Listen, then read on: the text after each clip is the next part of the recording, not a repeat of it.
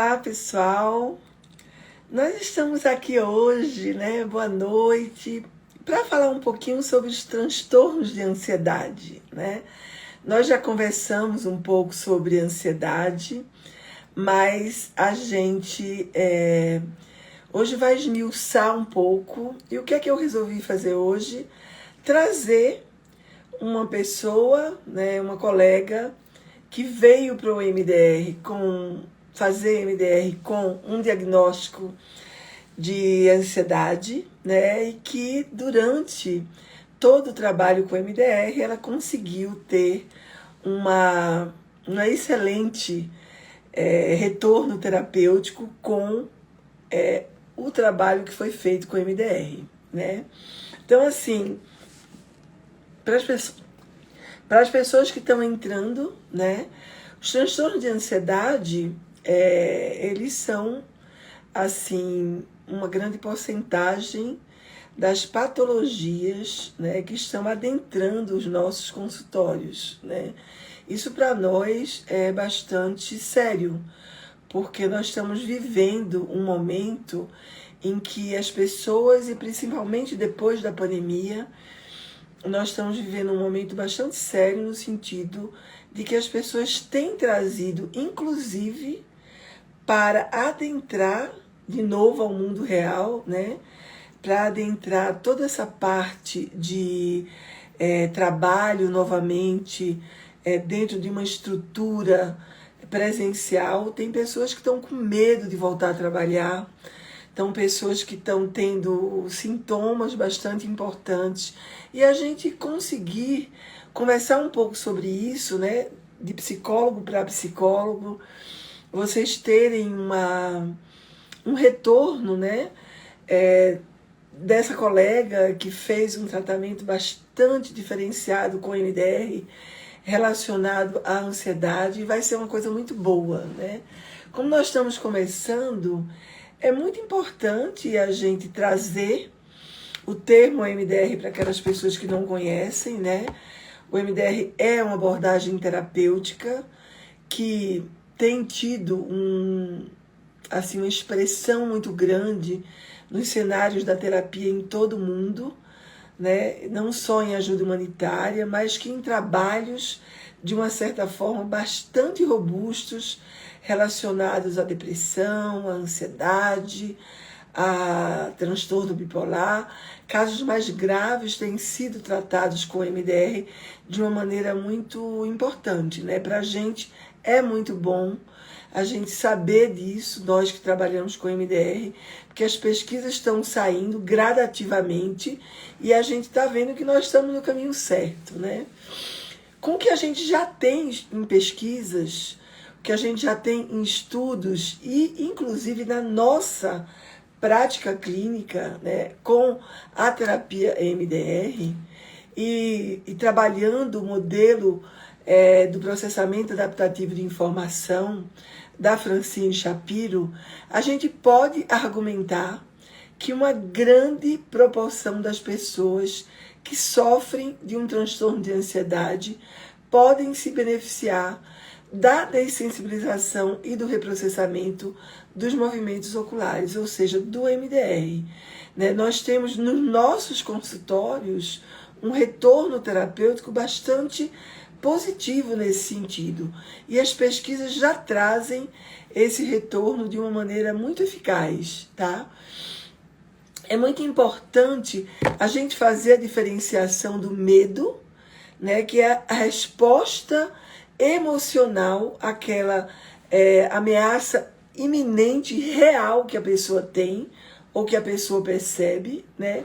E a ansiedade, que é a antecipação àquela ameaça, né? Então, é muito importante a gente fazer essa diferenciação, porque nem sempre a pessoa que tem um estado ansioso, por exemplo, que ativa a ansiedade nos momentos em que ela tem alguma coisa para acontecer e depois fica tudo bem, daquela pessoa que tem um traço ansioso. Isso eu gostaria muito de falar com vocês, essa diferenciação. Para nós, essas lives têm sido um momento de reflexão, um momento da gente trocar informações, da gente pesquisar um pouco para vocês terem essa coisa mais ampliada, né? O que é a ansiedade de uma maneira geral, né? É uma condição psicológica e fisiológica que inclui vários componentes, né? Comportamentais, cognitivos, emocionais e somáticos, né? E eles se infundem e resultam em sentimentos como nervosismo, como pânico e um desconforto muito grande relacionado àquela pessoa que está dentro do contexto, né? Como eu falei antes para vocês, a ansiedade ela pode ser caracterizada como sendo um estado ou como sendo um traço. Essa caracterização ela pode ser percebida pela função da duração da ansiedade na vida da pessoa, né? Então, assim, o que é um traço ansioso, né? E o que é um estado ansioso? O estado ansioso, ele normalmente é identificado como um estímulo emocional que é dado, né, desagradável, que ocorre quando uma pessoa entra em contato com algum estressor, tá? Ou algum perigo. Então, essa parte de estado ela é ativada, né? E a pessoa, de uma certa maneira, lança mão dos sintomas, né? Um nervosismo muito grande, uma angústia interna, sem saber o que fazer, né? A pessoa fica em cima daquele estado por um tempo, e quando aquele estado passa, porque ou a pessoa saiu daquela confrontação realmente com aquele estressor, né? E a pessoa já não vê mais um perigo, então aquele estado ele passa e a pessoa fica bem. Em contrapartida, gente, o traço ansioso significa algo da estrutura da personalidade da pessoa, né? Então, é aquela tendência contínua que a pessoa tem a reagir com a ansiedade e estado persistentemente, muitas vezes até esperando um fim drástico em relação a tudo o que ela está passando, né? Então, o traço geralmente é associado com as pessoas que têm um transtorno de ansiedade. E o estado é associado para a pessoa que tem o estado ansioso, né? A ansiedade propriamente dita. Então, quais são as características, né, do traço ansioso, né? Quando a pessoa tem uma propensão muito grande de ficar em cima daquela situação, muitas vezes exibindo respostas bastante difíceis que a ansiedade provoca, né? Às vezes as pessoas têm, inclusive, respostas psicossomáticas, né? Com base nessa noção que a gente tem do EMDR, a gente pode perceber que o EMDR é capaz de resolver memórias perturbadoras dos eventos traumáticos, né, que são críticos no desenvolvimento e na manutenção do TEPT, tá? E a gente pode afirmar que os transtornos de ansiedade que se desenvolveram por uma situação, um evento angustiante, podem ser tratados pelo EMDR. Muitas pessoas têm muitas dúvidas de como trabalhar com o EMDR, com a ansiedade propriamente dita e com os transtornos de ansiedade. Se a gente pensa que a ansiedade é uma resposta do nosso corpo, que a ansiedade é ativada diante da percepção da ameaça ou em outras situações, é muito diferente das circunstâncias que geram a ansiedade. A resposta emocional é despertada diante de um estímulo que vai provocar com que a pessoa ative aquele medo, aquele nervosismo, aquela preocupação e aquela inquietação. Aí muitas pessoas me perguntam qual que é a diferença entre o transtorno de ansiedade e a ansiedade, né? É uma diferença, assim, bem a gente pode dizer tênue, né? A ansiedade é uma emoção ou uma resposta natural que pode ser transitória e ela vai desaparecendo quando o estímulo ameaçador não está presente. Isso é bem interessante. Ao contrário da ansiedade como transtorno, né? O transtorno ansioso. A resposta emocional é mantida mesmo sem a presença do estímulo, de forma antecipatória. E o medo que é sentido em relação àquele estímulo é muito grande, devido ao perigo real que a pessoa sente que apresenta. Então, o que são os transtornos de ansiedade? São um grupo de transtornos psicopatológicos. De novo, eu digo para vocês sempre fazerem a consulta no DSM-5, né? Que é um conjunto de transtornos psicopatológicos que tem em comum uma manifestação da ansiedade excessiva, né? Então, é muito importante a gente trazer a definição para vocês, que é um transtorno que vem com a resposta do nosso organismo desproporcional àquele estímulo a que ele corresponde, né? Ou seja, é caracterizado por um medo muito grande e diante desse medo a pessoa fica incapacitada, vem a busca para evitar a situação ou o objeto que lhe provoca medo.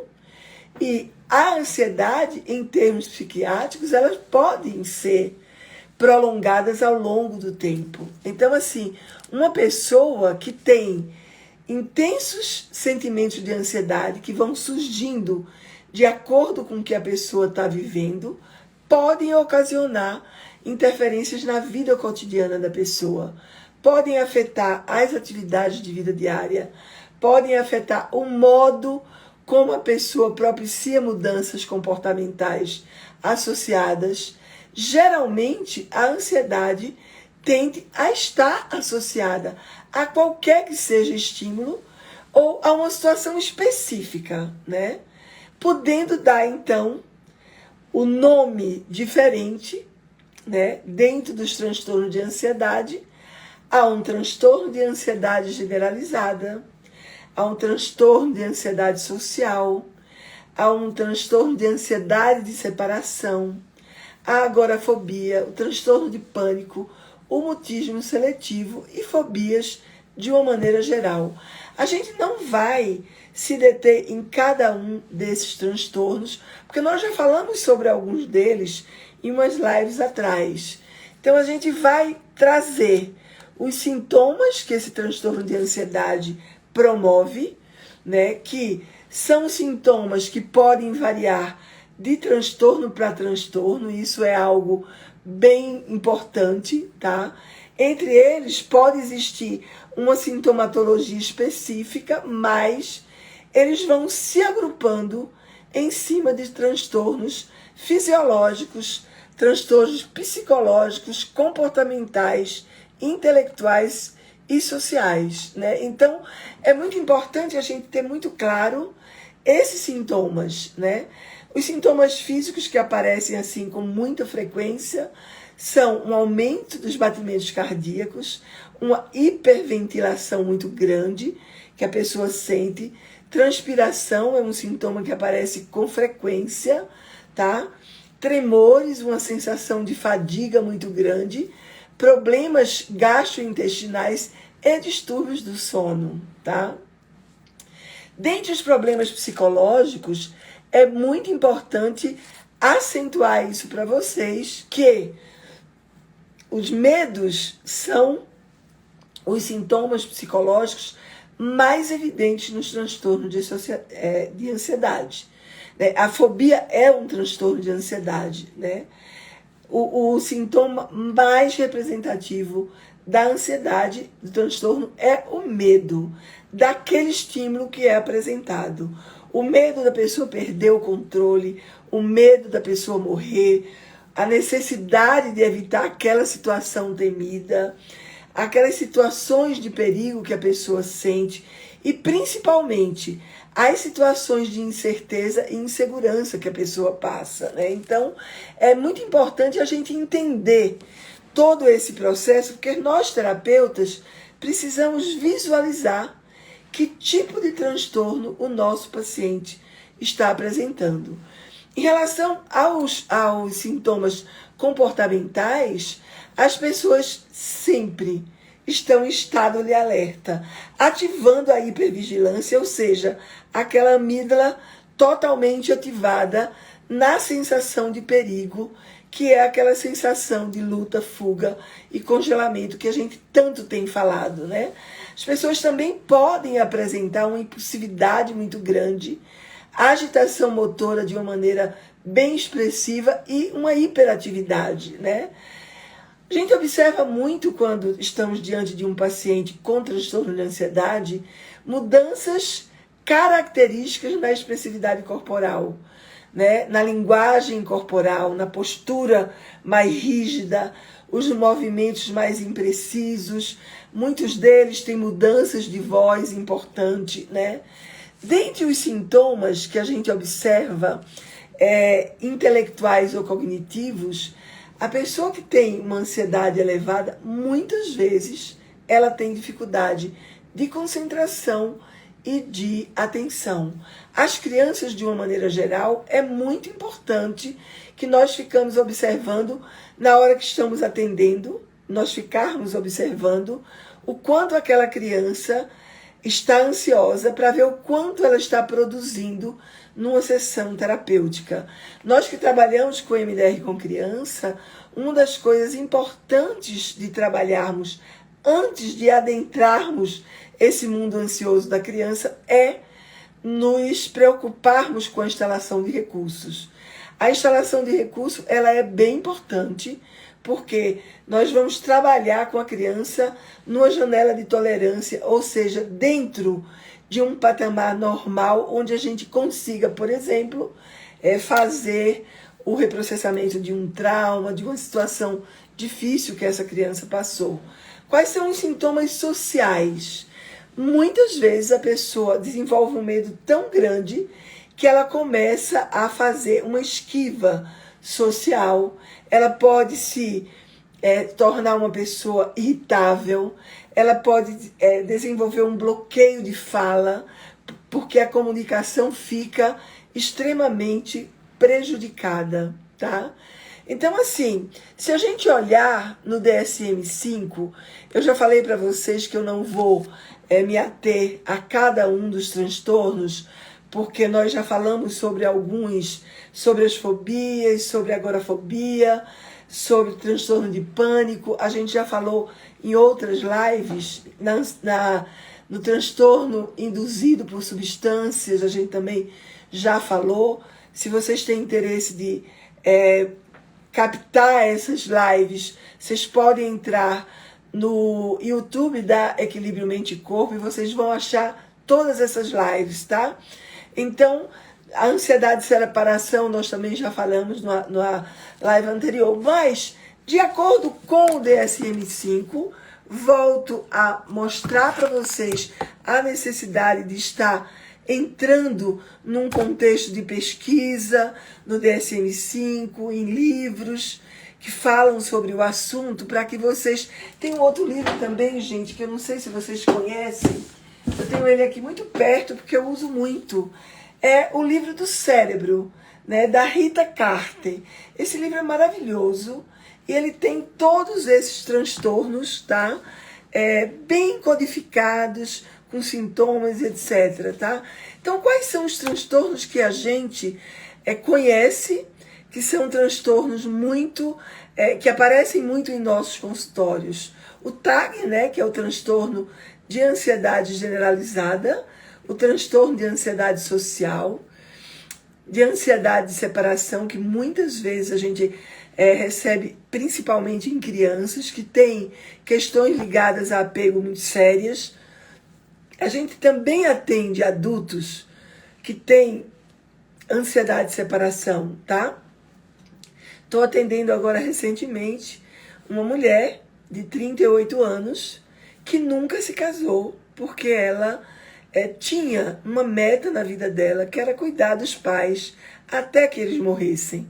Então, ela teve alguns relacionamentos afetivos, mas ela desenvolveu um vínculo tão estreito com a mãe que ela não consegue se separar da mãe. Então, isso é uma coisa muito grave, porque a pessoa não desenvolve todo o movimento de vida dela de uma maneira positiva, né? A gente tem um mutismo seletivo, que eu tenho encontrado muito em crianças pequenas, principalmente aquelas que sofreram traumas. Para a gente é muito importante observar isso, né? Não tem nenhuma criança que eu atendi com mutismo seletivo que ela não tenha tido um trauma associado. Então, quando a gente recebe uma criança com mutismo seletivo, a gente precisa investigar os traumas para poder trabalhar inicialmente em cima dos traumas. Tive uma criança que apresentou o mutismo seletivo por conta de que na escola ela tinha uns dentinhos muito pequenos e um amiguinho dela, ela tinha 5 anos, um amiguinho dela olhou para ela e disse: "Você sabia que você tem um dente de rato?" E aí ela fechou a boca na escola, não falava com ninguém. No meu consultório ela falava e em casa ela falava. E aí, o que aconteceu? A escola não acreditava que ela falava em casa e nem no meu consultório. E eu gravei, com autorização dos pais, uma sessão inteira dela falando. E a escola ficou impressionada, porque realmente aonde aquela criança sofreu o trauma, segundo a Francine Shapiro, a raiz do trauma era aquela conversa dela com o amigo da escolinha, que disse que ela tinha um dente de rato. Então isso é algo muito sério, porque a criança pequena ela não consegue de jeito nenhum diferenciar esse tipo de coisa como não sendo algo que tenha algo muito difícil para ela, né? Então a gente tem todos esses sintomas, né? E a gente tem os fatores que podem levar, as causas que podem levar uma pessoa a desenvolver um transtorno de ansiedade, né? Os fatores intrapsíquicos são muito importantes, né? E os fatores biológicos são muito importantes. A gente tem, já foi estabelecido em pesquisas que o ser humano tem uma vulnerabilidade social biológica muito grande, com a probabilidade de sofrer um transtorno de ansiedade quando essa pessoa tem um trauma muito grave. Então, isso é para nós ficarmos bastante atentos a isso, né? Os estressores psicossociais também têm um papel muito importante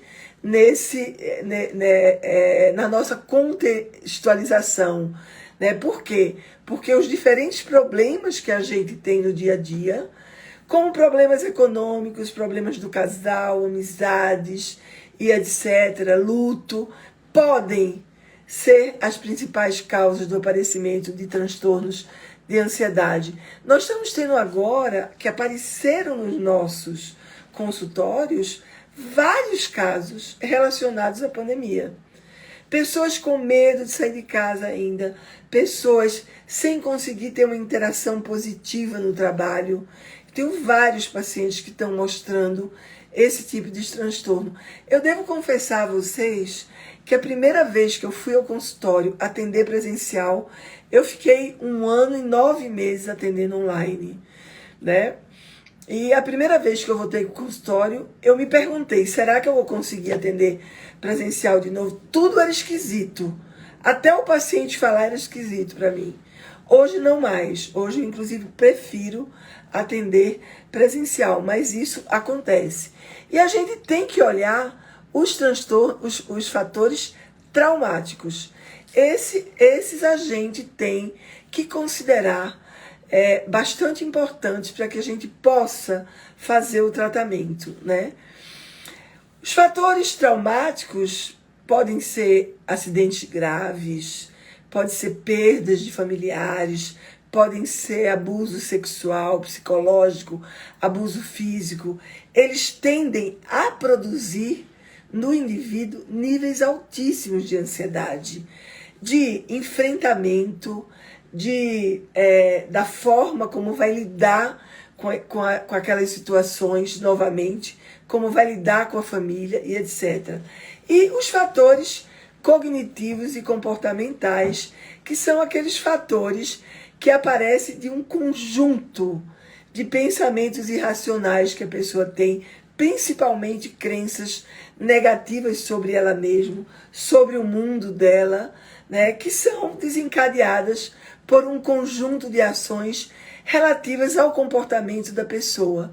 Né? São cognições distorcidas, são cognições irracionais e excessivas, né, que podem desencadear a pessoa começar a se preocupar com aquilo e aquilo vai gerando uma ansiedade muito grande, né?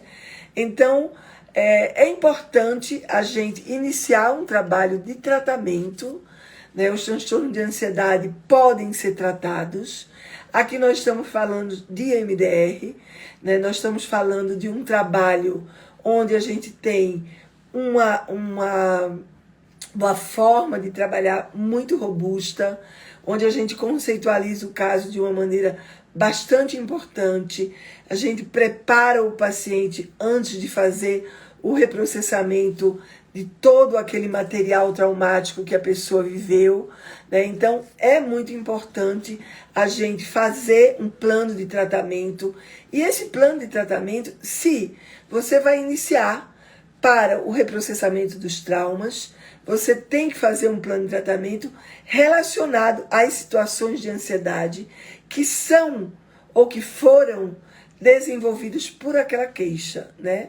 Então, se foi um evento traumático, você coloca o evento traumático como a queixa a ser trabalhada e você vai elencar os alvos, ou seja, as situações difíceis que o paciente viveu relacionadas àquela queixa que o paciente trouxe. Eu oriento bastante os meus supervisionandos, né, os meus alunos a, diante de casos de transtorno de ansiedade, ensinar uma técnica.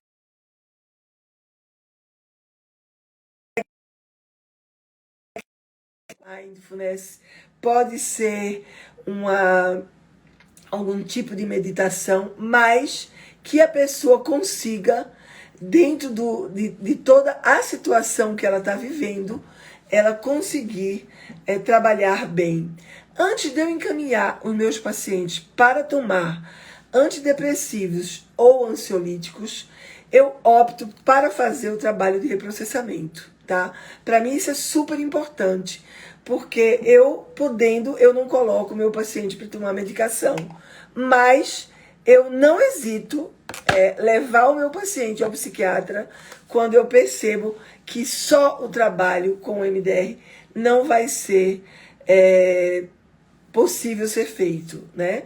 A gente tem trabalhado com fobia social bastante, né, com o uso de MDR, e a gente tem visto um retorno terapêutico muito grande. Isso para a gente é muito importante. Por quê? Porque as pesquisas com MDR já vêm trazendo, né, um retorno terapêutico importante quando você reprocessa os traumas, quando você evidencia planos de tratamento para trabalhar com essas situações de ansiedade de uma maneira mais eficaz, né? Eu vou trazer para vocês um trabalho hoje que foi feito, né? E ela aceitou o meu convite de dar um depoimento aqui, né? Que é a Giane Pastorello, que foi trabalhada para trabalhar um contexto não de transtorno de ansiedade, de uma ansiedade situacional que aparecia sempre que tinha algum estressor fazendo um movimento de angústia, algum movimento de tirá-la de uma situação tranquila que ela estava. Então, ela procura a terapia de MDR com a vontade, né, de conseguir fazer a coisa de uma maneira bastante eficaz, né? Então, eu vou trazer a Giane para a gente aqui, tá? Para que a gente, o restante dessa live, a gente trocando um pouco, ela trazendo essa experiência tão positiva, né, que aconteceu quando a Giane traz uma vontade de reprocessar alguns traumas, algumas situações relacionadas à ansiedade. Boa noite, Giane. Tudo Boa bem? noite, doutora Ana. Tudo bem? Estão me ouvindo? Tudo Estão me bem, vendo né? bem? Giane, eu já disse que você foi minha paciente, tá? Você estava aí, ouviu, né? E eu, assim, eu Não, tenho não ouvi, eu estava atendendo. Ah, é? Então tá bom. Eu já disse que você tinha sido minha paciente, né? Eu tenho uma alegria muito grande de ter trabalhado a Giane. Hoje a Giane trabalha aqui comigo no consultório e é uma outra pessoa, né? A Giane tem segurança em tudo que ela faz, ela é muito destemida, eu vou dizer assim, Olha, né? As situações estressoras, elas já não aparecem como apareciam no passado, né, Giane? Aí eu queria que sim. você falasse um pouquinho da tua mudança, Giane, de uma terapia que você fazia de Uhum. psicanálise, que, aliás, eu tenho que reverenciar, que foi uma terapia maravilhosa, tá? Para a terapia de MDR, para trabalhar esta situação de ansiedade. Vamos lá, Jane. Então vamos lá. Então, pessoal, antes de mais nada, boa noite, sejam todos muito bem-vindos. Então, aqueles que não me conhecem, muito prazer. Eu me chamo Jane Pastorello, eu sou terapeuta certificada MDR e agora estou em formação para supervisora de MDR também. Então vamos lá, vou falar aqui brevemente para vocês um pouco como eu conheci a terapia MDR, tá? Então, primeiro, eu já fazia terapia com a linha da psicanálise há muitos anos, toda a minha formação inicial foi nessa linha. Depois conheci a abordagem de MDR, fui buscar a formação, fiz a formação, vivenciei o processo dentro da formação que traz isso, e dali, na mesma semana, né, a doutora Ana sabe, eu já procurei na hora para continuar o processo e vivenciar com a terapia MDR, de tão incrível que eu achei quando eu fiz ali no curso.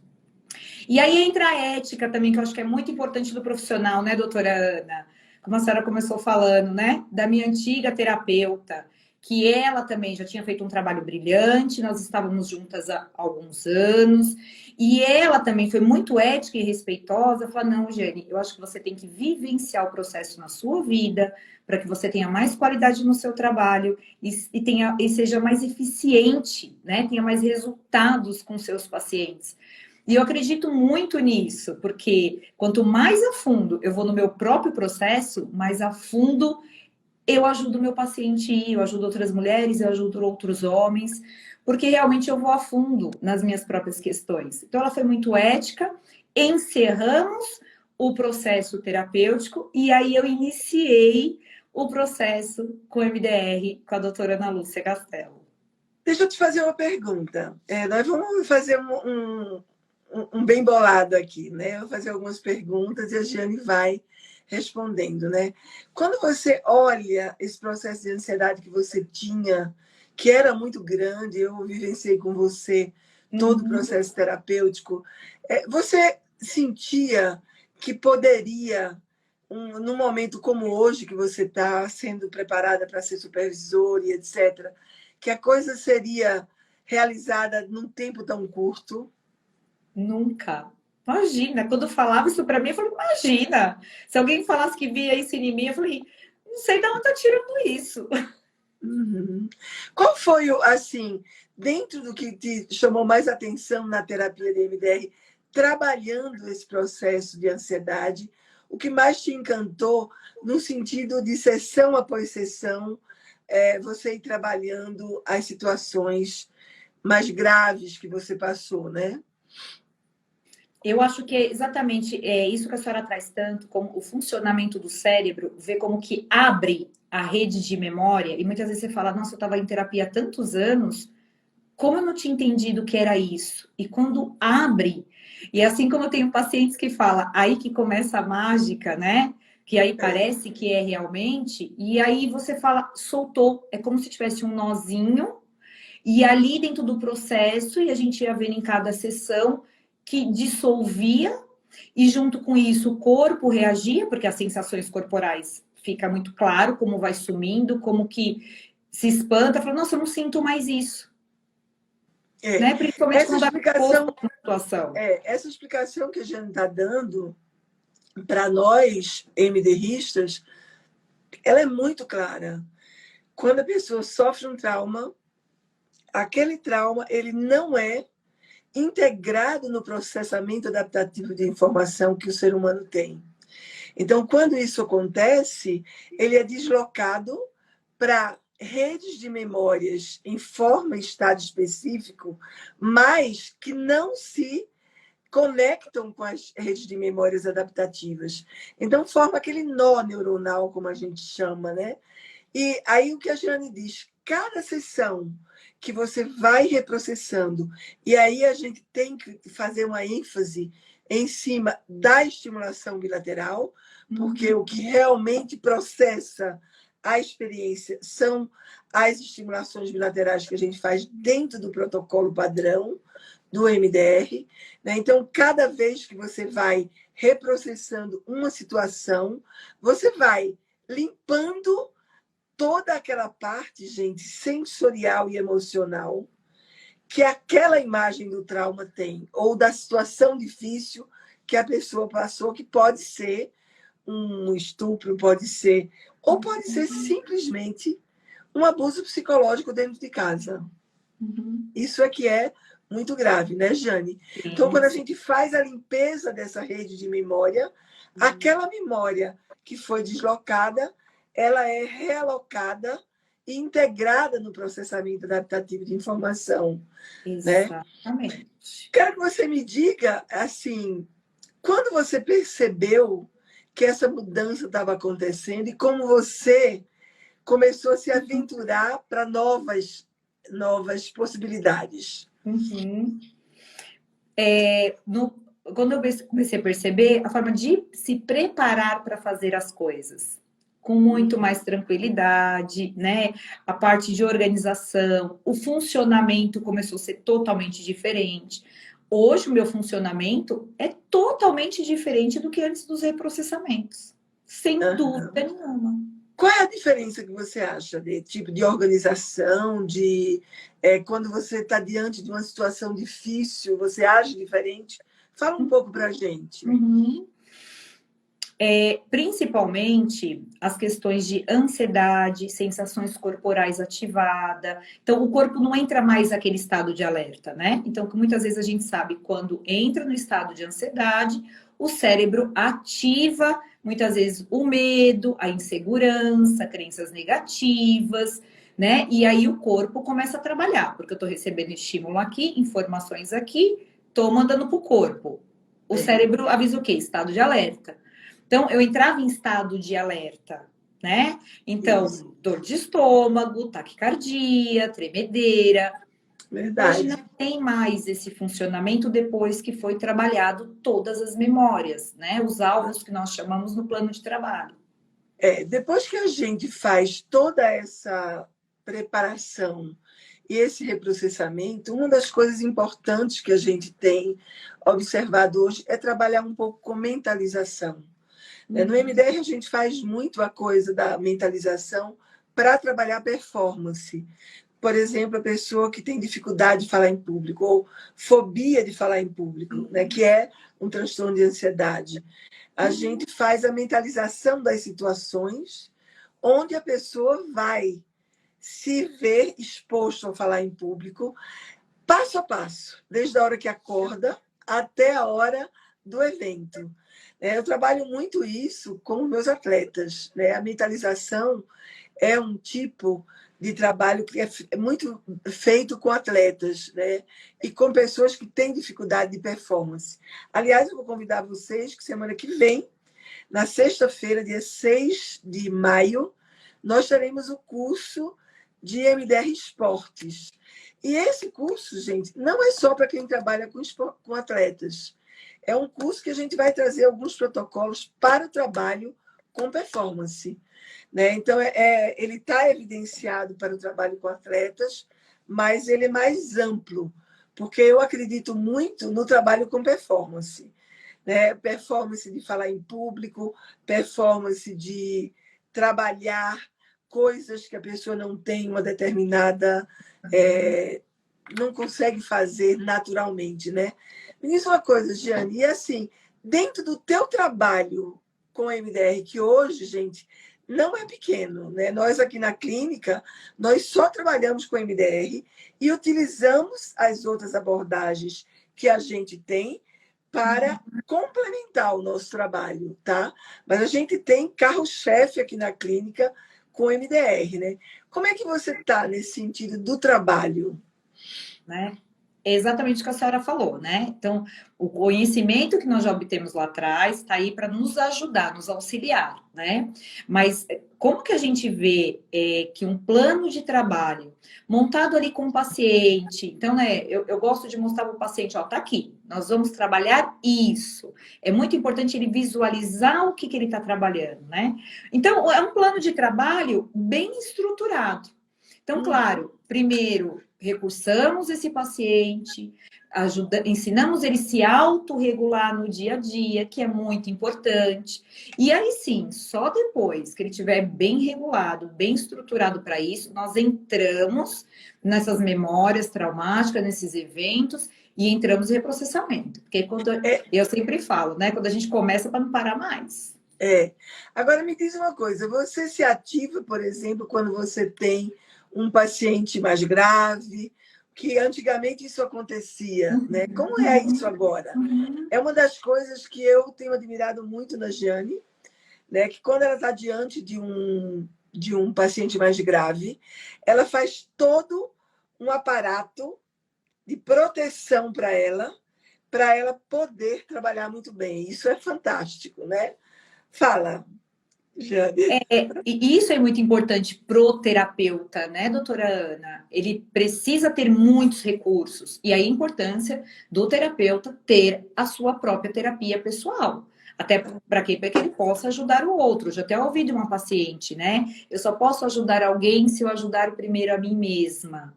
Então, é isso, né? É se autorregular, trabalhar a respiração. Então, sempre eu falo, olha, o abraço da borboleta que eu ensino para os meus pacientes, sim, eu faço todo dia, eu ativo crença positiva, eu trabalho respiração, eu presto atenção no meu corpo o tempo todo. Exatamente, ó, trabalho de autorregulação. É o tempo todo, porque o nosso cérebro está sendo estimulado o tempo todo, né? Com Porque a gente não sabe certeza. a demanda que vem pela frente. E as pessoas estão aqui para ajudar as pessoas. Não tenha dúvida. Tem um dos protocolos que eu gosto muito de utilizar, que vocês podem encontrar na internet, esse protocolo, que é o protocolo de tolerância ao afeto positivo e à integração. Essa integração tem a ver com essa integração principalmente dessas experiências, né? Esse protocolo é do Andrew Leeds, né?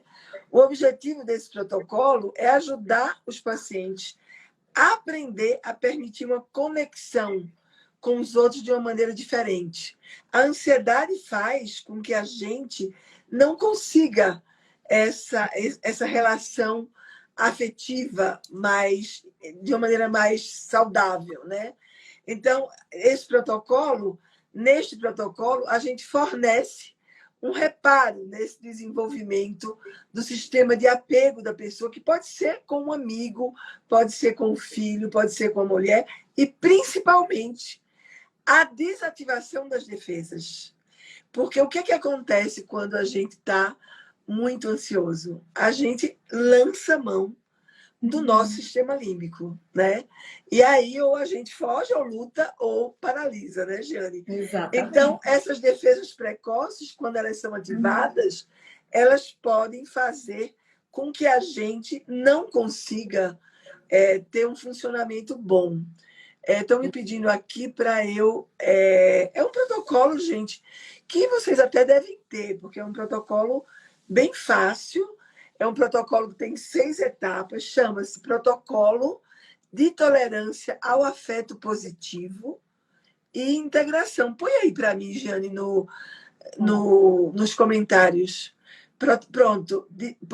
Protocolo de Tolerância ao Afeto Positivo e Integração. tá?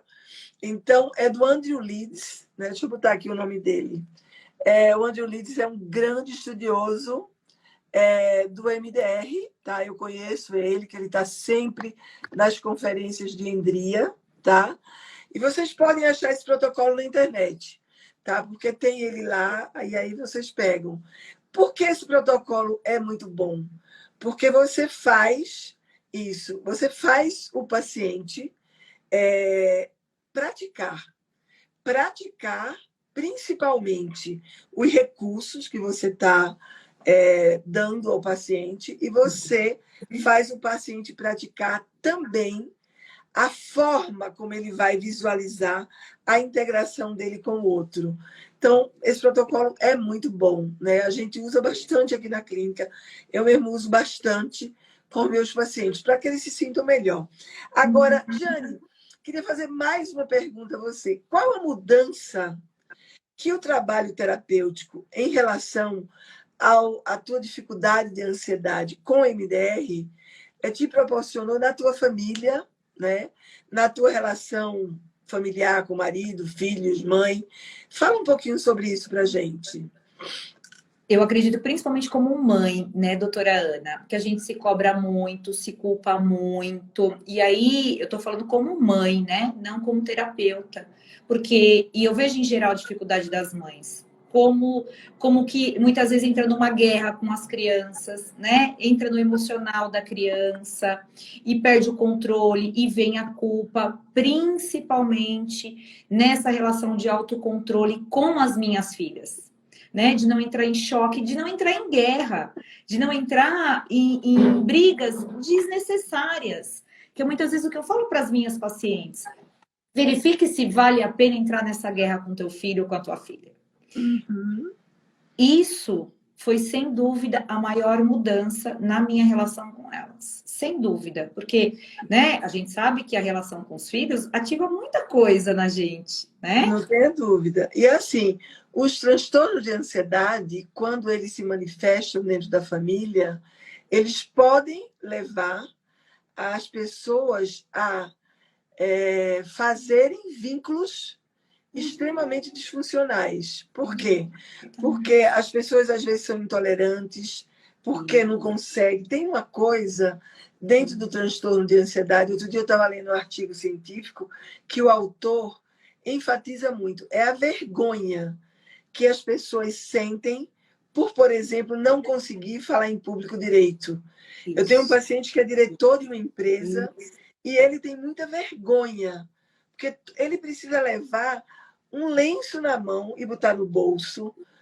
Quando ele começa a falar, ele sua tanto que ele é capaz de encharcar aquele lenço. E ele disse para mim, eu tenho muita vergonha disso, não sei como me livrar disso. Então, a gente está falando sobre os transtornos de ansiedade. Esse rapaz saiu de um nível ansioso de vida, de um estado ansioso que ele tinha, para desenvolver um transtorno de ansiedade em função de tantas situações que ele viveu e não deu conta, que cada vez que ele vai entrar numa situação nova, ele desenvolve de novo os mesmos sintomas. Então, para nós, né, Jane, é muito importante a gente observar esse tipo de movimento do nosso paciente, né?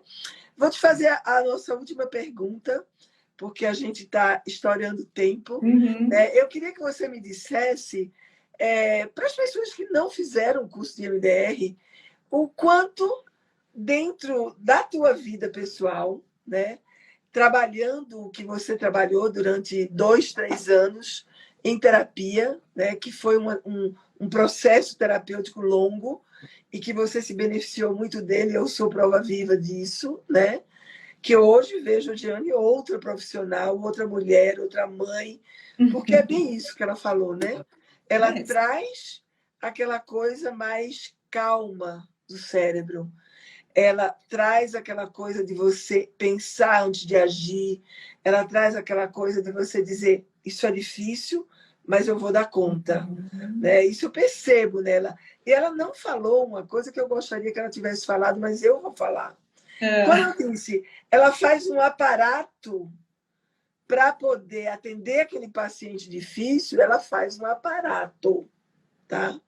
Ela vai lá, pesquisa sobre a queixa do paciente, ela discute o caso, ela vai atrás, ela vê quais são as técnicas melhores para ela utilizar e ela vai atender o paciente totalmente segura do que ela está fazendo. Então, isso eu sei porque a gente discute os casos e é muito legal esse processo de vê-la fazendo esse processo bem natural, que no início era um processo pesado e hoje é um processo que flui, né? Ela hoje me disse, vou arrumar mais um dia para vir atender aqui, porque minha agenda está cheia. Eu digo, uau! Isso, gente, é fruto realmente de um trabalho terapêutico e de um trabalho como terapeuta que Giane fez. Eu, aqui, diante de vocês, eu tenho que parabenizar, né? Porque eu acho... Jane falou uma coisa que eu acho muito séria. Nós temos que correr atrás de tudo isso, né, Jane? É, isso mesmo. Então, me fala um pouco mais para a gente fechar, né? Assim, o quanto tudo isso mudou a tua vida e o quanto você está feliz por isso. Sim, e principalmente do falar em público, né? Provavelmente quem está aqui na live assistindo deve ter aí um medinho de falar em público, o medo do julgamento do outro, né? Dentro do meu processo, né, de tratamento, isso era um dos grandes medos, o medo de julgamento, crenças negativas, né? Então, hoje, quem me vê falando da forma que vê, nem imagina que eu falava, nunca vou dar minha cara na internet, né? E aí tá todo mundo me vendo o tempo todo, e eu tô participando de tudo o tempo todo.